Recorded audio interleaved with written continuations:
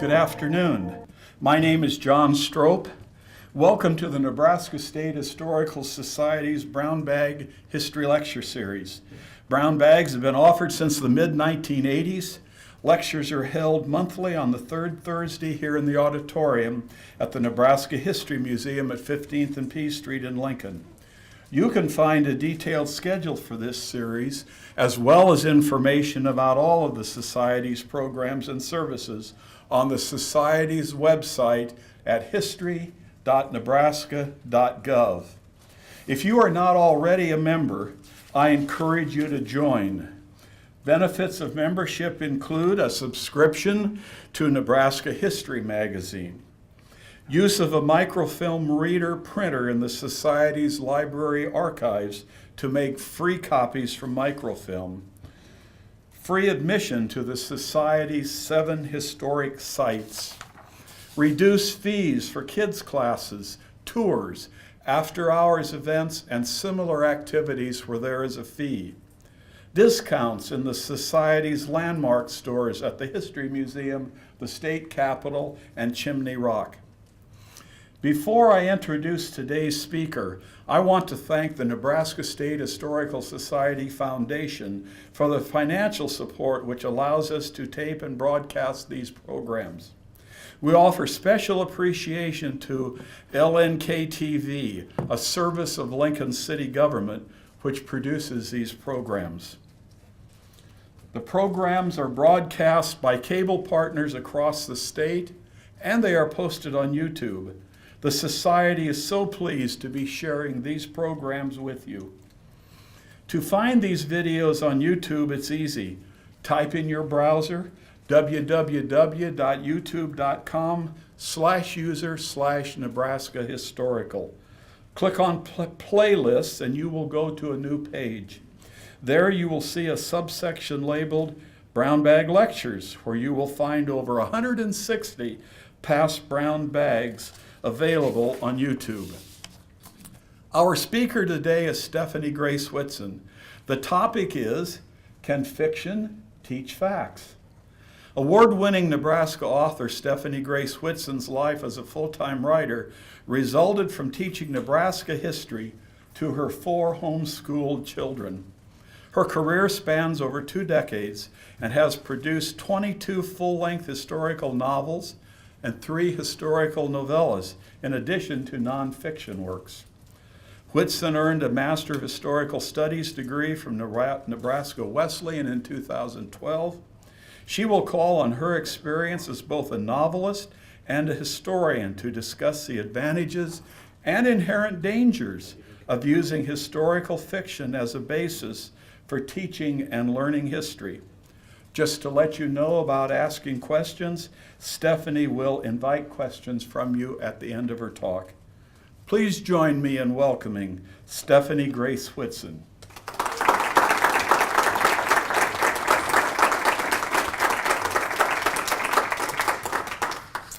Well, thank you. It's an honor to be asked to do this program, and it's a real honor to be asked back. I did a brown bag lecture back in 2004. If you look that one up on YouTube, you'll see that I've earned a few gray hairs and a few pounds since then. So these things happen.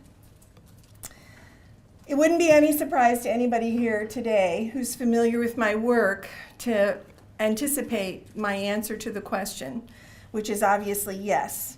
I do think that historical fiction can have a place in teaching history. However, I would say that there are some risks involved in doing that, and I have a personal illustration for one of the risks. My husband Dan and I, he's also a historian and got the same degree I did. We went to school together as adults. That was really a lot of fun. We went to a film in Nebraska a few years ago that was set in World War II. I think maybe the only thing that was accurate historically in that film was, as far as I know, the guys' military uniforms were right for World War II. But in that film, Hitler and all of his generals perished in a fire in a movie house in Paris. After we left the movie, we went our separate ways to those rooms that when you get older you always need at the end of a movie. And when we reunited, Dan was horrified. You won't believe what I heard in the restroom. These two kids were talking, and they said to each other, "Did you know Hitler and his generals were killed in Paris?"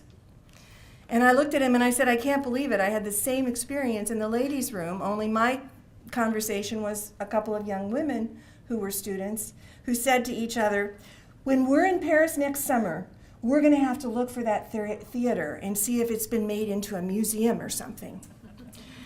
So there's a danger in using fiction to teach history. Clearly, there are some cautions involved in that. The learning that comes from engaging the past through fiction is usually kind of secondary. We have to remember that the goal of fiction is to entertain. That's the primary goal of all fiction, and that includes historical fiction. So learning will be a secondary benefit, even though I do often hear from readers who tell me that reading my stories has been a nice reminder and has encouraged them to learn more about the state's history. The other thing is, if we're going to do that, we need to be critical consumers. And what I mean by that is we need to know our authors. We need to know even our real history authors.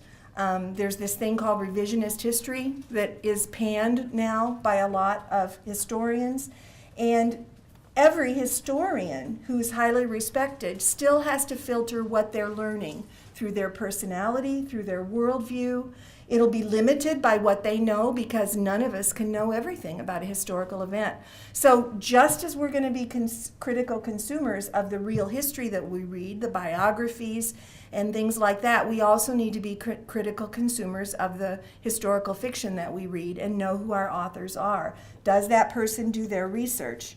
In my personal experience, I've had to learn over the years. My career as a writer has spanned 20 years now, and I've seen the terms that historians use for things change.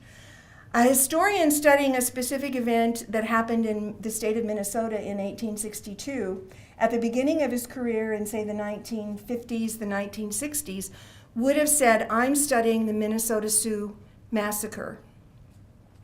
Nowadays, when they study that event, they're studying the Dakota War of 1862. You and I are very familiar with the Battle of Wounded Knee from when we were in school, if you're my age. That's not called a battle anymore. That was a massacre. So even quote-unquote real history isn't a static thing. Our understanding of it changes, and the terminology that we use to describe it changes. So we need to remember that. But as to the question, can historical fiction be useful in teaching history? Yes, and in fact it already does. If I ask for a show of hands, I bet everybody in this room has read Little House on the Prairie to their children, wanting them to understand what pioneers went through. So we all use it. In her biography of Nebraska author Beth Streeter Aldrich, biographer Carol Miles Peterson says that Aldrich's A Lantern in Her Hand, which is a novel, was so respected that it was used as a teaching text and a supplement in history classes and social studies classes in both junior high schools, and universities. And I'm blessed to hear from adult readers on a regular basis who tell me that they used to live in Nebraska and they love coming back here in their imagination by reading my books.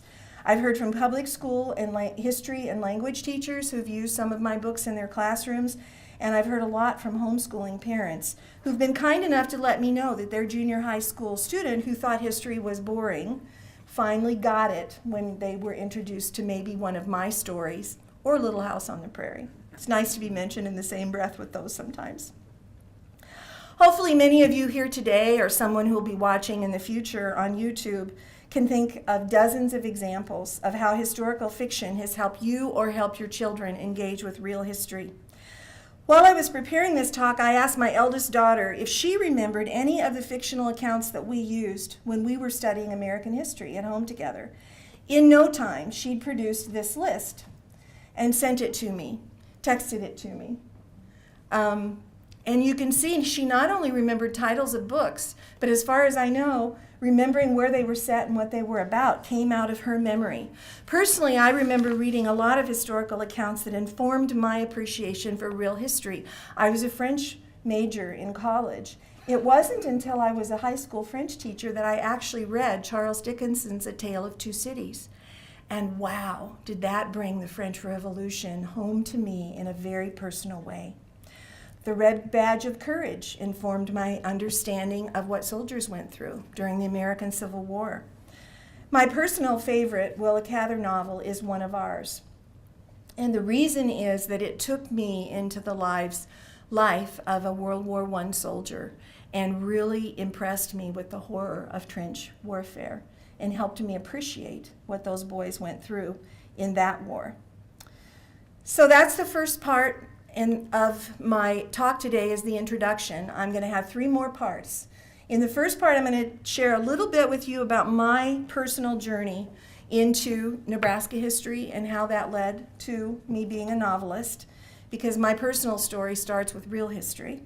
Then we'll talk a little bit about some of the positive outcomes that I see are possible as a result of integrating historical fiction with historical studies. And lastly, I'll share a little bit of my author's process. People ask me all the time about my books, what's real and what did you make up? And I'm going to show you a little bit of how I use real history. My personal experience turning Nebraska history into a novel began in this very building in the 1970s. I was a newcomer to Nebraska and a new citizen of Lincoln, and I came down to this museum to learn something about the history of this state. And I was drawn to an artifact in an exhibit, and this is that artifact. This is a quilt that was at the time on exhibit. It captured my imagination not only because I thought it was lovely and because I was amazed by the intricate quilting on the piece, but also because of what the signage said. It said this: made by Margaret Alice Rainey in Indiana about 1827, passed to Minerva E. Hirsch, who brought it to Custer County in 1888. The Hirsches lived in a sod house east of Broken Bow until 1900. I don't know if I'd ever heard of sod houses before that, but at the time that this quilt was on display, there was a replica sod house upstairs, and I was able to step inside the door and imagine myself in the place of the woman who owned this quilt, and that was an unforgettable experience. I was so taken with that quilt that I drew a sketch of it, thinking that someday I would make a copy of it. And I wrote the note down about when it was from and where she lived and all of that. Part of the fascination was because we often as humans tend to be more fascinated with things that are new to us. I grew up across the river from St. Louis, Missouri. I don't get why people want to go up the arch. You know, to me, big deal. What do you see when you get up there? A dirty city and a filthy river. Big whoop. As I've gotten older, I've come to appreciate what an architectural wonder the Gateway Arch is. But we kind of have that attitude about where we live and where we grew up sometimes. I grew up in southern Illinois. This is a log cabin that was built by my great-great-grandfather. So my childhood is visiting the log cabin that Grandpa Albert built, and thinking about my dad, who told me he used to lay in front of the fireplace in that log cabin and do his homework. I think I thought he was probably of the same era as Abraham Lincoln because of those stories. But I think that is one thing that drew me to Nebraska history. This is unique, this is different. I don't know anything about this. As my children grew up and my husband and I started raising a family, we moved in the late 1980s. My fourth baby was 10 days old, and we moved. Not necessarily recommended, but we moved to an acreage in Otoe County, Nebraska. And then it became time to teach my children, my fourth grader, the Nebraska History Unit. And surprise, surprise, she found the Nebraska History textbook a little bit boring.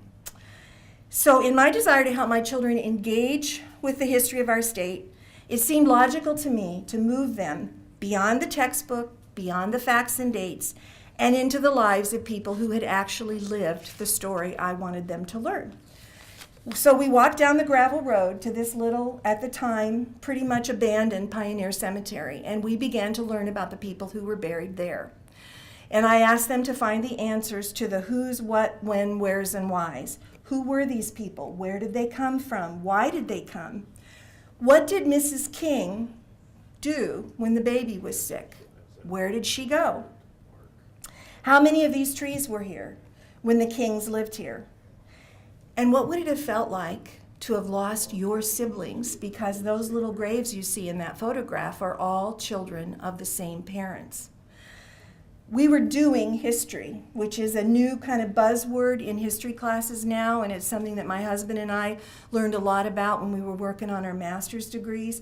But we were doing history back then. I tell people laughingly, I probably have the only kid in the state who has a scrapbook of a cemetery. But as the kids were learning about these pioneer people who were laid to rest in this cemetery, they became really involved in their stories and wanting to know more about them. As it often happens when parents teach their children, sometimes they get interested in a subject. And so I started reading more about Nebraska history in adult books. I practically inhaled the Covered Wagon series, which has been published by our own Nebraska Press. These are diaries of women who crossed the Oregon Trail. I became enamored with Solomon Butcher's photographs because of John Carter's book. The title is Photographing the American Dream. That showed me the people who lived inside those sod houses, and it just completely fascinated me. So I began doing that kind of reading. The Butcher collection took me to this photograph of a covered wagon woman. And I stared at that photograph for a long time, wondering, who was she? Where were they going? Why did they leave home? What happened when they arrived? What would that have been like? And for me as a woman, how did she feel about leaving home, knowing that she might never see the folks back home again when she left? Answering those questions about that woman in that photograph became my first 3-book series, Walks the Fire, Soaring Eagle, and Redbird, all 3 of those books which are set in Pioneer, Nebraska. Walks the Fire was published in 1995, and that was the beginning of a journey that's taken me into the lives of countless men and women from the past. Now, my children are all grown up, but for me, I've never stopped being fascinated by Nebraska history. As John told you in the introduction, of my 22 historical novels, 18 are set in Nebraska. 2 of my 3 novellas are set in Nebraska. And at the moment, I'm studying the history of Nebraska City, because I've been always fascinated by the river cities and the steamboat era.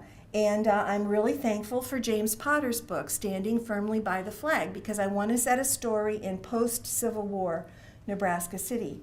And James Potter has told me a lot about the people and their motivations for what they did, and where the soldiers went from Nebraska and what they did when they got home, and that's really helping me immeasurably.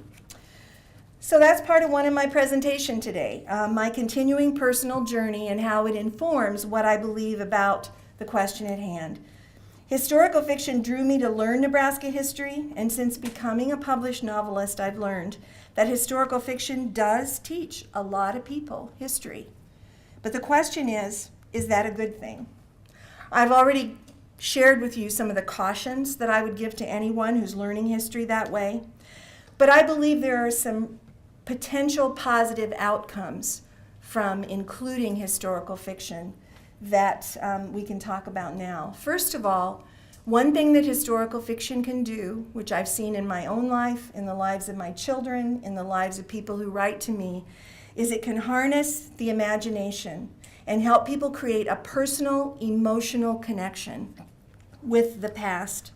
Story kind of provides an opportunity for a what if you were there opportunity for people who are interested in the past. Events and places can be not just read about in a factual way, but they can be seen, they can be heard, they can be felt. This is my office at home, looking much neater than it usually does. But historical fiction fills in a blank for people who look at these shelves, which are groaning with nonfiction. There's no fiction there. And who look at that and literally groan at the thought of encountering all those books and all those words.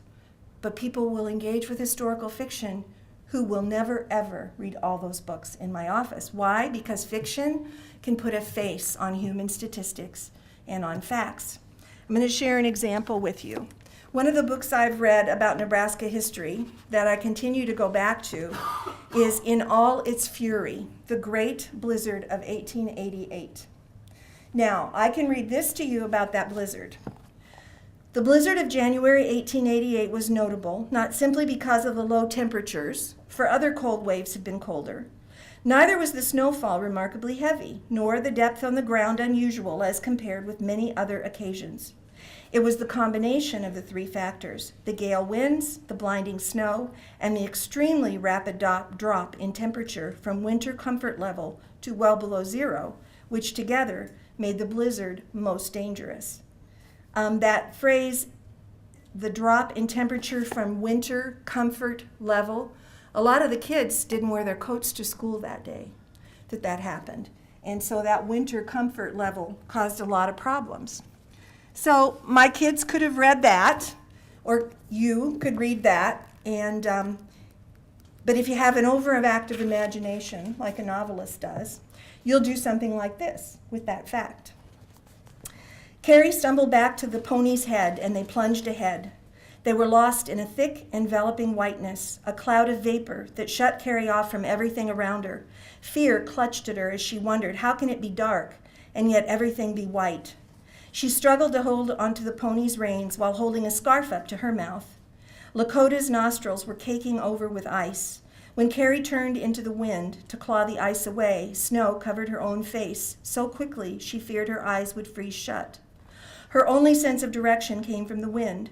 She knew the storm had come from the northwest, so she turned her back to it, praying that they were going in the right direction. The Osage head had disappeared from view long ago. They were surrounded by a high white wall. That pulls a person personally into the story that I read, the fact to you about the blizzard of '88. I hear all the time from people who say after they read a story, a novel, not necessarily one of mine, I hadn't really thought about that way, or, wow, that would have been hard. I had my daughter, when we were doing ancient world history, read the novel Quo Vadis, and she came to me one day and said, Mom, did they really do that? The Romans? The Christians? The arena? I said, yeah, they really did that. And suddenly her interest in ancient world history blossomed because she saw people, not just dates and facts and something obscure to her personally. Here's another way that a statistic can be made real. This is a statistic about Otoe County. Otoe County, Nebraska Territory, for the year ending July 1st, 1860, recorded 83 deaths. 45 were children under the age of 5. Now, because we lived in Otoe County, my children very well learned that statistic or heard that statistic when we were studying Nebraska history. But it had a personal impact when they were standing in that little cemetery looking at those children's graves. And I said to them, kids, if you lived when these kids had lived, only one child of mine would have survived. 3 of my 4 children would have passed away. And that really brought home to them what some of those pioneers had endured. So when unknown people represented by facts and dates and statistics become characters in a story, that makes an impression. Historical fiction can also teach facts that might otherwise be ignored or forgotten. Now, why do we care about facts and dates? Well, we care because history matters. And there are some other benefits to historical fiction that I think accrue to people who aren't ever going to read the real fiction, who may never come to this museum. I have trouble engaging with that reality because museums are kind of my happy place. I can spend hours and hours and hours and hours at museums, but it's not true for everyone. I don't think that the benefits of learning history should be closed off to those people. I think that historical fiction can be a great tool for reaching those kinds of people. But history and historical fiction can encourage a better understanding of what it means to be human. Empathy with an imaginary character can create empathy with real people who inspired that character. Pioneer women living inside houses, women immigrating from a foreign country, Native Americans losing their way of life, independent women who didn't want to live the typical role of 19th century homemakers, soldiers who suffered what we now call PTSD, over their presence or participation in a massacre, former slaves who'd lost their families, Irish immigrants who came to America and faced those signs that said no Irish need apply. I think historical fiction can encourage that. I think it can also create a willingness to better understand other cultures, to stand in another person's shoes and to learn from them. When I was a high school French teacher, one of the overarching goal I had beyond teaching the language to the children was to convince my students that another way of living didn't have to be better or worse than my American way. It could simply be different. We didn't have to place a value and judgment on every single thing about that different culture. At the time, I was hoping that if they learned that about France, maybe they would also think to apply that to the kid across the hall in their class who didn't have skin the same color, who grew up in the ghetto, who maybe spoke with an accent, or who didn't go to my church. I was hoping that that transfer could possibly happen. Another thing that historical fiction can do is what history did for me, and that is provide a perspective for our own difficult times. I think one of the major things that draws people to historical fiction is it's kind of a cathartic experience. You really get into the life of your characters and you go with them through their tough times. And in the case of my stories, which I try to end with a note of hope, it can be an encouragement. Here's an example of real history that encouraged me through some tough times. This is about a young man who lived through the blizzard of '88. The morning of the 12th, I started with a sled to get a load of hay, which was 5 miles from our home. I was still about a mile from the haystack when the blizzard struck. I drove northeast toward the hay, turned the mules loose, then pulled hay out with a fork till I made a big hole. I had my dog with me, and he and I crawled into the hole. It was February 12th before we could get to town. Then the doctor had to take off parts of all my fingers. I was 16 years old, the 14th of that month. I learned to use my crippled hands. My souvenir of the big blizzard has not been as great a handicap as one might imagine. I loved that attitude of overcoming, and that's something that real history and historical fiction have done for me. There's a Bible verse that says, whatever was written in earlier times was written for our instruction, that through perseverance and encouragement of the scriptures we might have hope. Now, the Holy Bible gives me more perseverance, more encouragement, and more than does historical fiction, obviously. But the principle is there. History encourages me, and it gives me hope. I've heard from a lot of readers who've learned from my imaginary characters and the positive examples they provide of rising above obstacle and challenges. Now, I don't view history and I don't view life with rose-colored glasses. It's just that's the positive part, and the hopeful part is the part I choose to write about. Best Reader Aldrich said this about the topic: why quarrel with a writer over realism and idealism? After all, an author is a glass through which a picture of life is projected. The picture falls upon the pages of the writer's manuscript according to the mental and emotional contours of that writer. It is useless to try to change these patterns. If one writer does not see life in terms of dirt and grime and debaucheries, it's no sign that those sordid things do not exist. If another does not see life in terms of faith and love, courage and good deeds, it does not follow that those characteristics do not exist. I claim that one may portray some of the decent things about mankind and reserve the privilege to call that real life too. I really appreciated finding that, because that pretty much says what I feel about story. Historical fiction can also show us that the things that challenge humanity don't really change.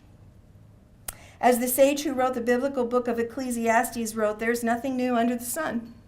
Whether you drink from a river or a faucet, whether you drive a wagon or a Maserati, you still have the same basic desires and the same basic questions. We all want to know that we matter. We want to be loved. We want to be safe. We want to know that our existence has a purpose. We hope to be remembered, and we hope to make a difference to the people we love. That's one of the reasons that I always write discussion questions for my books. I was talking earlier with somebody who's an avid member of a book club, and I am too.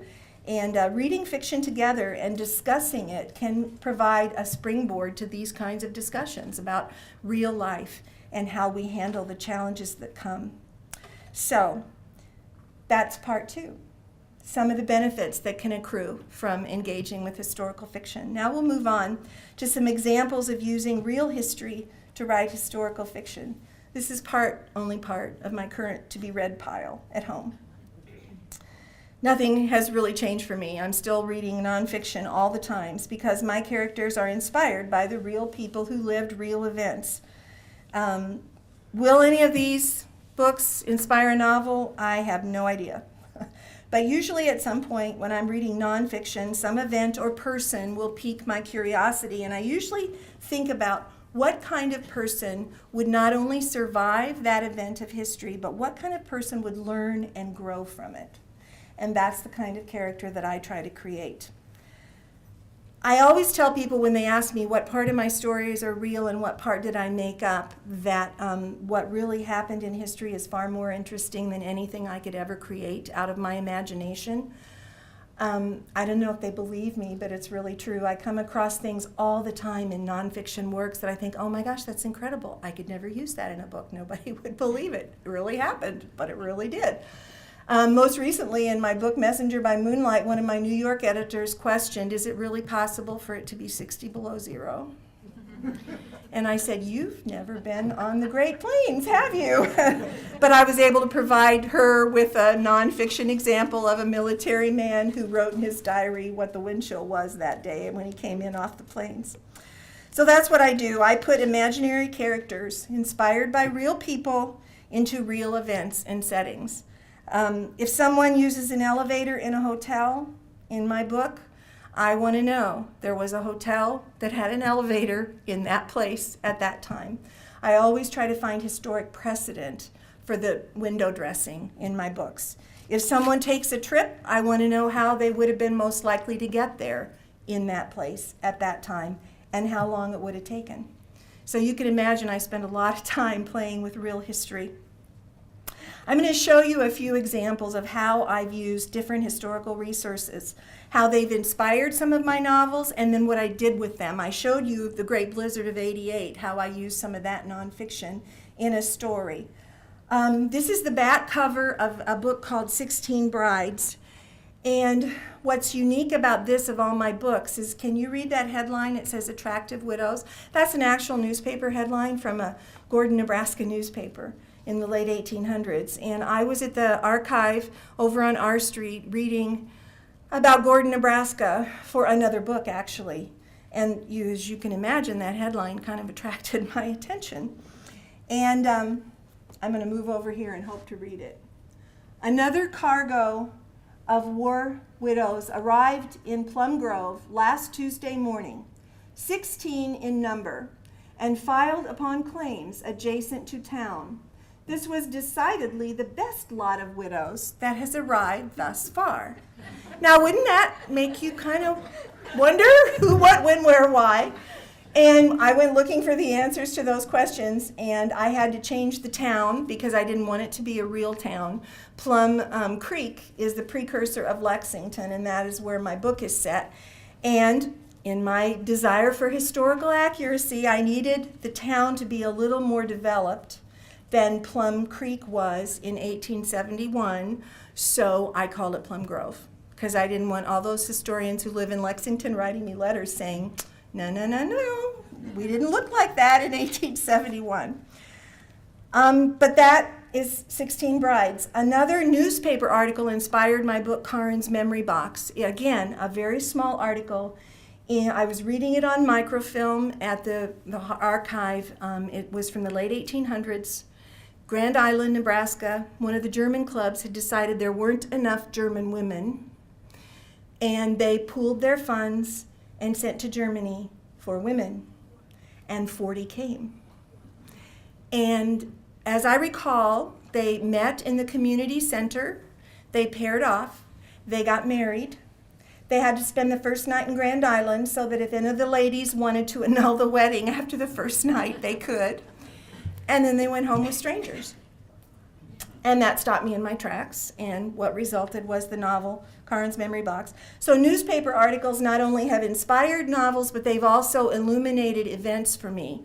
A newspaper article by an eyewitness of the sinking of the Arabia in 1856, the steamboat, said this: "The boat struck a snag. We felt the shock, and at once the boat started sinking. There was a wild scene on board. The boat went down until the water covered the deck, and the boat heeled over on one side. Chairs and stools were tumbled about, and several of the children nearly fell into the water." So when I was going to put my character in this book through a steamboat sinking, I kind of knew what that would feel like and sound like. One moment, Fanny was asleep. The next, she was awake and terrified. Something in the saloon slammed against the opposite side of the wall at the head of her cot. The next thing she knew, her cot was sliding toward the deck side wall. Its progress stopped only when it crashed into her trunk. The force threw her out of bed. She tried to get up, but the floor was tilted.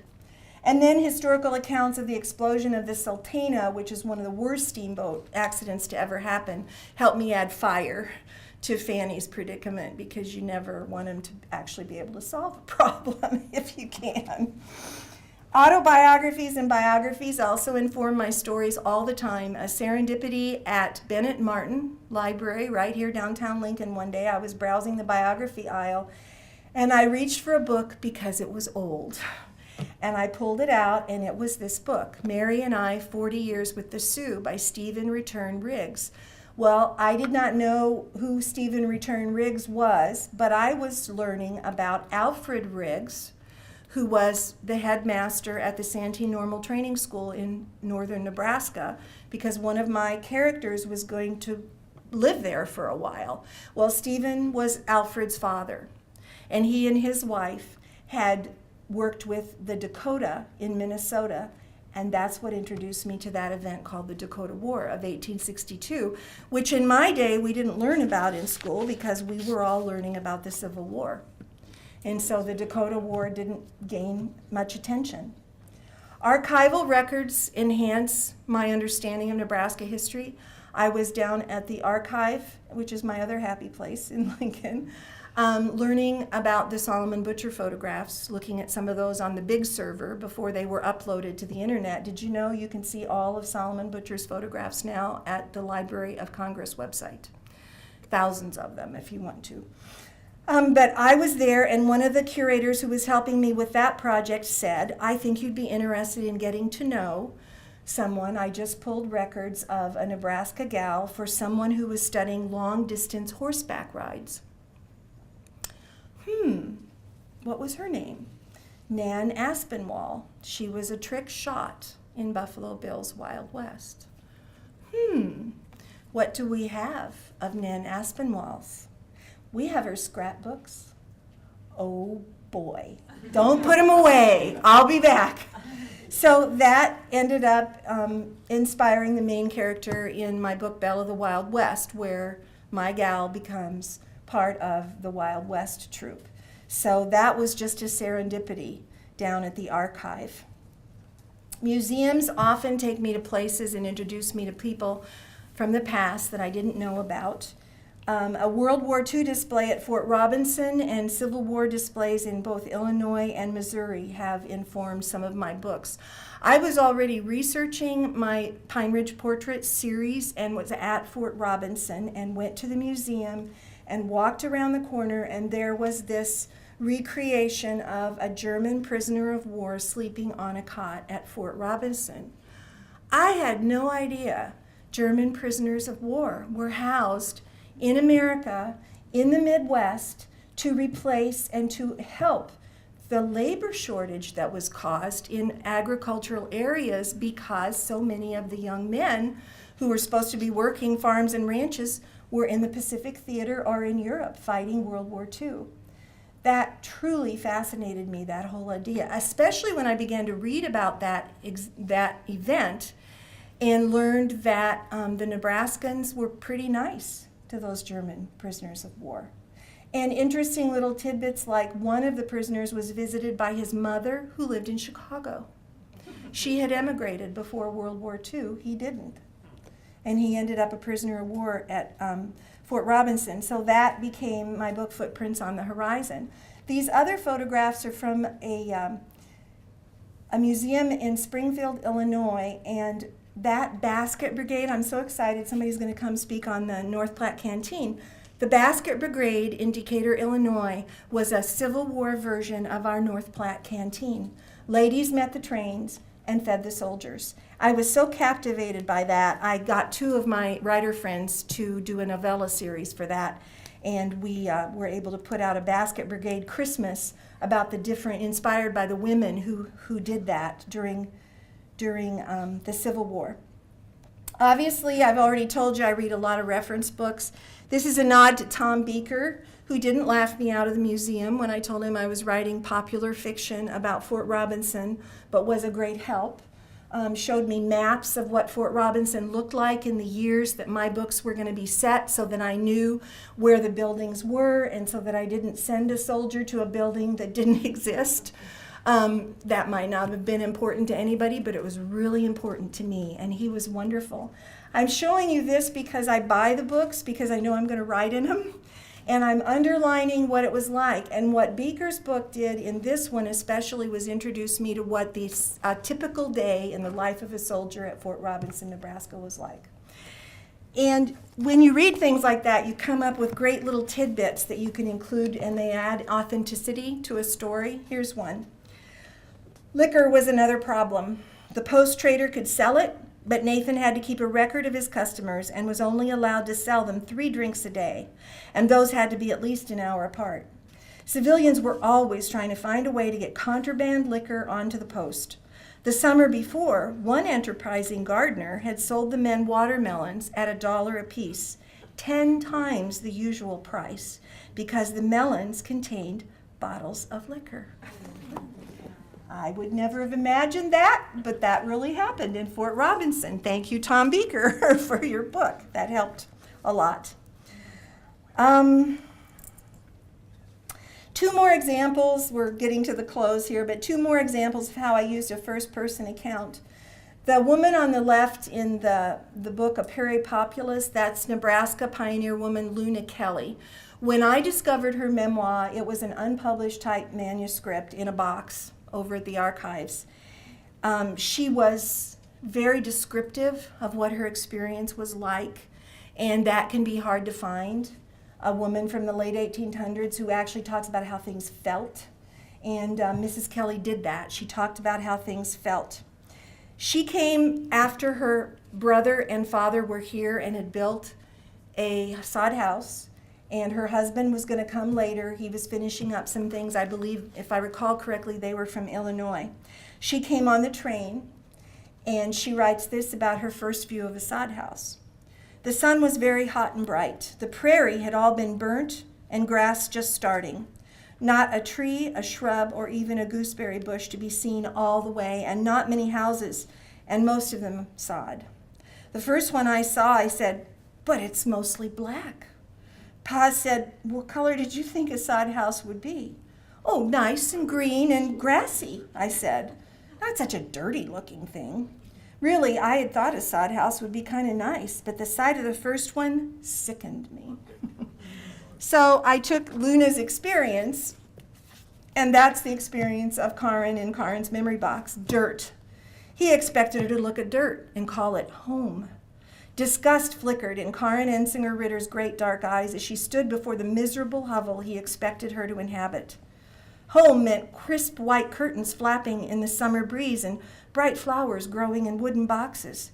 This house of dirt had one very small, very bare window.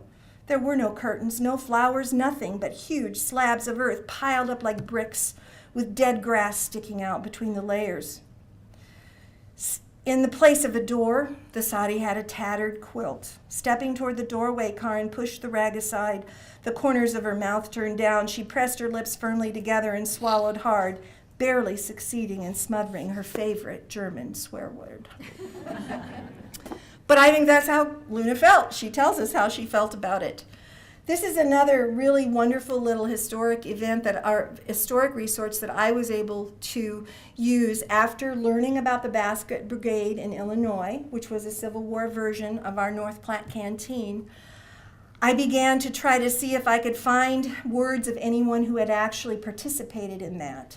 And I found this little memoir called Personal Recollections of Early Decatur, Abraham Lincoln, and, because titles were really long back then, by a woman named Jane Martin Johns. And that memoir, she was part of the Basket Brigade, and she told us, as authors, how they organized it and how it worked.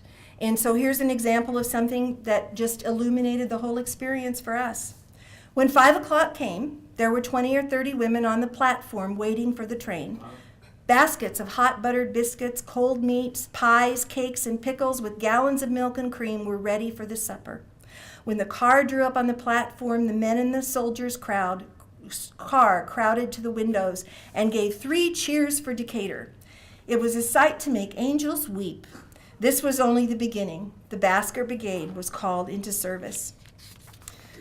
So I've talked a little bit about the unique role that historical fiction can have in drawing readers toward the benefits of historical knowledge.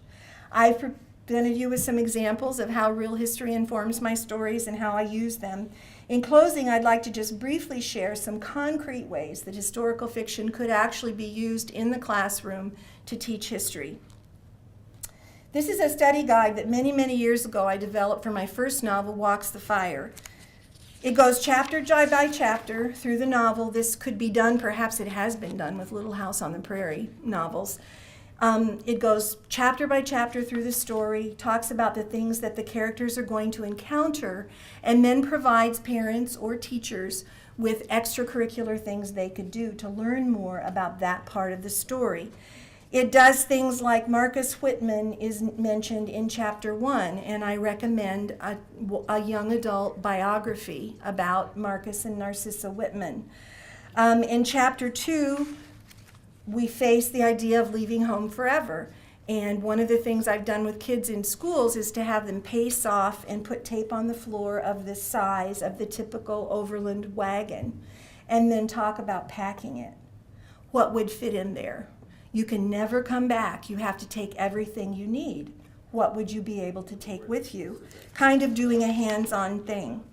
I'm big on Nebraska wildflowers and on Nebraska food, and I talk about Nebraska wild seasons and things that you can cook that you picked out of the ditch. And so I consider that worthy history. It puts kids in the place. It could also be a scientific study to learn about Nebraska's wildflowers. In chapter 15, an event happens that a lot of people don't think is real, but I actually did investigate how much weight can a full-grown bald eagle fly with, and how much would a boy of this age weigh, and could that eagle break the fall if the boy landed in water, blah, blah, blah. But that whole scene was inspired by a Lakota story that appears as the hunter who was saved by eagles in a book by Luther Standing Bear. And so I recommend that they take a moment and check out Stories of the Sioux by Luther Standing Bear. I have books about African Americans on the Great Plains and things like that that I recommend. Socializing in Pioneer Days, talking about the 4th of July celebrations. If you know about box suppers and calico balls, that would be a fun thing to recreate for kids to bring home what the real history was like. So these study guides, if you just take a moment with a book that you love, you can come up with all kinds of things, and even a cross-disciplinary approach to teaching history. Anybody here use Pinterest? For those of you who don't know what Pinterest is, I didn't know that, what it was 3 years ago. Pinterest is kind of an electronic bulletin board. And you go to www.pinterest.com, and young people share, you can post pictures on your electronic bulletin board. Well, I decided, hey, it'd be kind of fun. I could share the real stories behind my books if I go and create a Pinterest board for my novel. So I created a couple of Pinterest boards. This one is the one I created for Valley of the Shadow. And as you can see, it shares some of the photographs of the people who really lived the event. It shares nonfiction books that I used when I was researching. It shows maps, and I didn't realize until last night that it also has something that's a little bit out of history, which is a picture of a motorcycle. But that's my motorcycle, and my husband and I rode up to Minnesota when I was doing these books and stopped at the Gideon Pond house, which is associated with that story. So that was fun to put on there. Thought my readers would get a big kick out of it. This is my Pinterest board for my novel, Daughter of the Regiment. Again, it takes people back to the real history behind the novel. The bottom row uniform that's blue and red and has pants, that is an actual uniform from a woman who was a daughter of the regiment during the Civil War. And it's in storage in an archive in Washington, D.C. And so my publisher at the time had a historical theatrical garment maker make a replica so that they could put it on the cover of the book, which was really cool. But again, I'm showing real history to people who might never have heard of Daughters of the Regiment and might like to know about that. Another thing that I do to engage my historical fiction readers with real history is I blog about real history. There's a blog called hhhistory.com. It's Heroes, Heroines, and History. All of the women, all of the authors who blog on this particular blog are historical fiction authors. But we're talking about real history when we blog. So I get to share more, again, of the stories behind my novels. And the goal is to share that real history. So, well-researched historical fiction, in my opinion, can be a valid tool among many tools. It is a tool that we can use to engage reluctant history students. And of course, that whole idea is so that they will understand the foundations of our republic, so that they'll appreciate the past. And as John Strope said to me when we were meeting about this, a minute ago is history, right?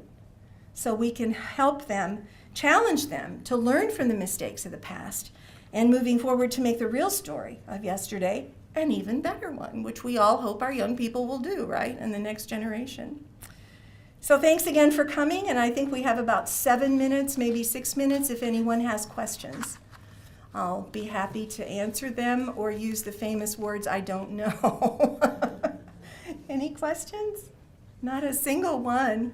We're good. Yes? Have you ever put somebody from your own family's past into a character in your book?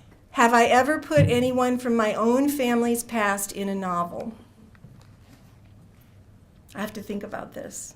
The most colorful person from my own family's past I cannot put in a novel because the real story you would not believe. My paternal grandfather was married 7 times. And he was a wonderful man, and he was not a Latter-day Saint. So that's a story that I've been told you need to write a story about that, and I say nobody would believe that happened. Yes, the opening scene in Sarah's Patchwork was inspired by my own mother's experience. In Sarah's Patchwork, Sarah and her brother are orphan-trained children, and Sarah's father gives up his children because he literally cannot feed them, which is often what happened to the children back east and why the orphan trains even existed. And the baby is adopted, and Sarah never knows what happened to her. And in my own mother's story, her baby sister, when the mother died, was given up for adoption. When my mother was told by her father that this lady's going to help us take care of Elsie Ruth, and when things get better and we've adjusted to Mama's death, we'll bring her home. Well, he never intended to do that. He was giving that baby away to an adoption agency. So the scene where Sarah's holding the baby in the rocking chair is something that my mother had described to me. Now, in my mother's case, that had a happy ending. They did find each other and did reunite and had many years together as siblings, very happy years.